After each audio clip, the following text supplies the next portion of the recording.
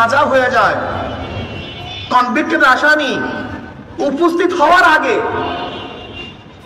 সেখানে কোর্টে হাজিরা দেওয়ার আগে কেমনে খালাস হয়, মুক্তি পায়, এই আইন কোথাও আছে? আমি জানি না, বাংলাদেশে আছে। জামিন পেতে পারে কিন্তু উপস্থিত হতে হবে, এটা আইন। কিন্তু উপস্থিত না হয়ে কিভাবে খালাস পায়, মুক্তি পায়? এইটা কি ন্যায় বিচার? আপনি কি দেখেছেন সরকার পরিবর্তন হওয়ার সাথে সাথে সুপ্রিম কোর্টের প্রধান বিচারপতি পরিবর্তন হয়ে গেছে, সরকার পরিবর্তন হওয়ার সাথে সাথে সিআইডি এর প্রধান পরিবর্তন হয়ে গেছে, সরকার পরিবর্তন হওয়ার সাথে সাথে ডিজিএফআই এর প্রধান পরিবর্তন, এনএসআই প্রধান পরিবর্তন, সরকার পরিবর্তন হওয়ার সাথে সাথে ইউনিভার্সিটির ভিসি পরিবর্তন, সরকার পরিবর্তন হওয়ার সাথে সাথে এমনকি বাইতুল মুকাররমের ইমাম সাহেব পরিবর্তন। ভেজাল নাই এমন কোনো জায়গা নাই, সব জায়গায় ভেজাল, সব জায়গায় ভেজাল। নির্বাচন নির্বাচন, যদি আমি জিতি নির্বাচন ঠিক, আমি না জিতলে কারচুপি, এতে নির্বাচন। আজকে এই ঢাকায় এক দলের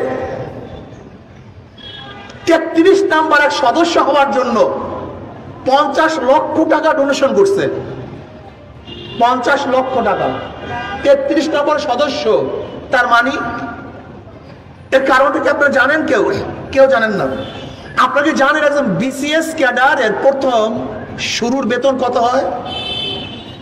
মাত্র 22,000 থেকে 35,000 টাকা। এই যে ম্যাজিস্ট্রেট বলেন, বিসিএস ক্যাডারে যারা ঢুকে তাদের প্রথম বেতন কত? 22,000 থেকে 35,000 টাকা। অথচ দলের জন্য ওয়ার্ডের একজন সভাপতি হতে পারে, সে প্রতি মাসে কামাই করে কত বলেন তো? কয়েক কোটি টাকা। বুঝেন, আলাউদ্দিনের চেরাগাছে মারাত্মক। বর্তমানের রাজনীতি হলো আলাউদ্দিনের চেরাগাছে মারাত্মক। একজন ডিসি সাহেব, এসপি সাহেবের বেতন কত জানেন? 70-80,000 টাকা। কত? আচ্ছা বলো তো, 70-80,000 টাকা বেতন পেয়ে সংসার চালাবার পরে এই ধরনের বিল্ডিং কত বছর বসে করবে? কত জীবনে? ওর কি আমাদের বলতে পারবে না। কিন্তু ওয়ার্ডের যদি একজন সভাপতি সেক্রেটারি হয়, পরের দিন দেখো 5 গাড়ি, গুলশানে বাড়ি, ফ্ল্যাট কেনা শেষ। তার মানিটা কি? আলাউদ্দিনের চেহারা। এ তো টাকার গাছের চেয়েও মারাত্মক। এর জন্য ওরা এইটাকে ব্যবসা মনে করতেছে, অর্থাৎ গরিবের পেটের মধ্যে লাথি মেরে গরিবের গলা চেপে ধরে আজকে রাজনীতিকে ব্যবসা মনে করতেছে। ওদের ব্যবসার উপর আঘাত আনতে হবে। রাজনীতি করে ব্যবসার জায়গায় খেদমতের জায়গা, রাজনীতি করে ব্যবসার জায়গায় সেবার জায়গা, রাজনীতি করে জুলুমের জায়গা না, বড় এটা মাজলুম মানুষের পাশে দাঁড়াবার জায়গা। রাজনীতি মানে খুন করা নয়, রাজনীতি মানে এই দেশ থেকে মানুষকে তাড়িয়ে দেওয়া নয়, বরং রাজনীতি হলো সমস্ত মানুষের অধিকারকে বাস্তবায়ন করা। আজকে রাজনীতি মানে এই দোকানদার ব্যবসা করবে চাঁদা দাও, এর জন্য রাজনীতি? বরং রাজনীতি হয়েছিল যারা চাঁদা চাইতে আসবে তাদের গলা টিপে দেওয়ার জন্য রাজনীতি। আপনি কি জানেন স্টেট কিভাবে সৃষ্টি হয়েছিল? সক্রেটিস প্রথম স্টেট কেন করেছিল? ওদের ভাষায়, পলিটিক্যাল সায়েন্সের ভাষায়। স্টেট তো শুরুই হয়েছিল যারা অত্যাচারী মানুষ, মাজলুম সাধারণ মানুষের অত্যাচার করে, তাদের বিচারের কোনো জায়গা নাই, তখন রাষ্ট্র তাদের দায় দায়িত্ব নিয়ে নিয়েছে। ধরেন আজকে এই এলাকার একজন গুন্ডা মাস্তান বা শেখ একজন দুর্বল মানুষের আঘাত করছে, আচ্ছা বলেন তো দুর্বল মানুষ কি তার প্রতিশোধ গ্রহণ করতে পারে? আমাকে বলুন। এখন রাষ্ট্রের কাজটা কি? রাষ্ট্রের কাজ এই দুর্বল মানুষের কাছে দাঁড়ানো, যে তোমার কোনো টেনশন নাই, তোমার পক্ষে আমি আছি, তোমাকে যে আঘাত করছে তার বিচার আমি করবো, এর নাম রাষ্ট্র। রাষ্ট্রের কাজটা কি? রাষ্ট্রের কাজটা হলো যদি এলাকার সমস্ত লালবাগের মানুষ ঐক্যবদ্ধ ভাবে এই বাড়ি অবৈধভাবে দখল করে, ওই একা ব্যক্তির ক্ষমতা নাই সমস্ত মানুষের বিরুদ্ধে লড়া। কিন্তু রাষ্ট্রের দায়িত্বটা কি? সে দেশ শক্তি, রাষ্ট্রের দেশ বড় শক্তি। রাষ্ট্র বলছে তোমার কোনো টেনশন নাই, তোমার বাড়ি দখল করেছে, তোমার পাশে আমি আছি, এর নাম রাষ্ট্র। রাষ্ট্রের দায়িত্বটা কি? যে ব্যক্তি ক্ষুধার্ত, খাওয়াবার কেউ নেই, রাষ্ট্র এসে পাশে দাঁড়াবে, তোমার কোনো টেনশন নাই, তোমার পেটের যে মা আমি নিয়েছি। রাষ্ট্রের দায়িত্বটা কি? যে বস্ত্রহীন, যার বস্ত্র নাই, রাষ্ট্র বলবে তোমার কোনো টেনশন নাই, তোমার বস্ত্রের দায়িত্ব আমি নিয়ে এনেছি। রাষ্ট্রের দায়িত্বটা কি? যে ব্যক্তি গরিব মেধাবী, অর্থের অভাবে পড়াশোনা করতে পারে না, টাকা নাই। রাষ্ট্র কি বলেছে? তোমার কোনো টেনশন নাই, তোমার মেধা আছে, তোমার খরচের টাকার ব্যবস্থা আমি রাষ্ট্র করবো, এর নাম রাষ্ট্র। রাষ্ট্র কি বলতে চাই? অবৈধভাবে তুমি কেসে ঢুকছো, জেলে ঢুকছো, তোমার কেউ নাই, আমি তোমার পাশে আছি, আমি তোমাকে মুক্তি করব, এর নাম রাষ্ট্র। আর বর্তমানে আমাদের রাষ্ট্রটা কি? আমাদের রাষ্ট্র, তুমি কোনো অপরাধ করো নাই, তোমার ব্যাগের মধ্যে গাঁজা ঢুকিয়ে, ফেন্সিডিল ঢুকিয়ে তোমাকে জেলে দেওয়ার দায়িত্ব আমি গ্রহণ করলাম, আমি সেই রাষ্ট্র। এখন রাষ্ট্রটা কি?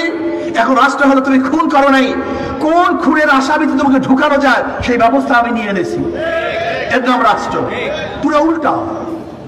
রাষ্ট্র ছিল মাজলুমের পক্ষে, জালেমের বিপক্ষে, এখন রাষ্ট্র হয়ে গেছে জালেমের পক্ষে, মাজলুমের বিপক্ষে। এই রাষ্ট্র আমরা দেখতে চাই না।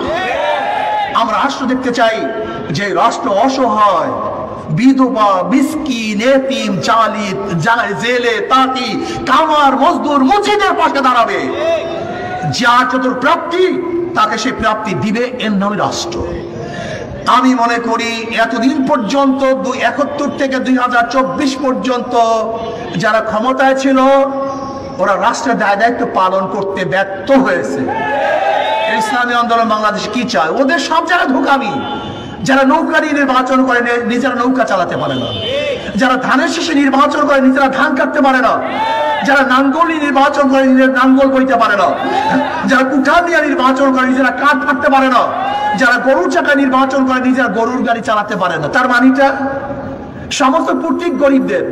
নৌকা চালায় কারা? গরিবরা। ধান কাটে কারা? গরিবরা। নাঙ্গল চালায় কারা? গরিবরা। প্রত্যেক গরিবদের, কিন্তু যারা নির্বাচন করে তারা একজনও গরিব না। ওদের প্রতীকের সাথে, ব্যক্তির সাথে ধোঁকাবাজি, দলের সাথে ধোঁকাবাজি। কিন্তু হাত পাখা এমন একটা প্রতীক যে নির্বাচন করে সেও চালাতে পারে, যারা করে তারাও চালাতে পারে। হাত পাখা প্রয়োজন পুরুষের, হাত পাখা প্রয়োজন মহিলাদের, হাত পাখা শান্তি দেয় মুসলমানদের, হাত পাখা শান্তি দেয় খ্রিস্টান, ইহুদি, হিন্দুদের। হাত পাখা প্রয়োজন বড়দের, হাত পাখা প্রয়োজন ছোটদের, হাত পাখা প্রয়োজন ধনীদের, হাত পাখা প্রয়োজন গরিবদের। কাউর মার্কা ঘুমের সময় বুকের উপরে থাকে না, কিন্তু শুধু একটা মার্কা, যেই মার্কা হাত পাখা ঘুমের সময় কলিজার মধ্যে থাকে, তার নাম হাত পাখা।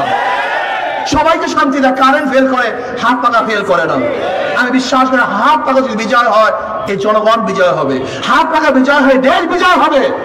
পিআর সিস্টেমে নির্বাচন দিতে হবে। যারা মনে করেন পিআর বুঝেন না, খায় না, মাথায় দেয়, তাদেরকে অবশ্যই পিআর সম্পর্কে বুঝতে হবে।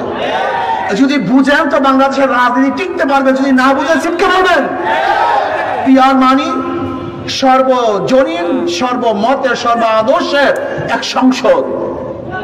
বিএনপি নিজেই তো বলেছেন আমরা জাতীয় এক সংসদ করতে চাই, সর্বদলীয়, যেখানে জাতীয় সংসদ হবে, সর্বদলের মানুষ থাকবে।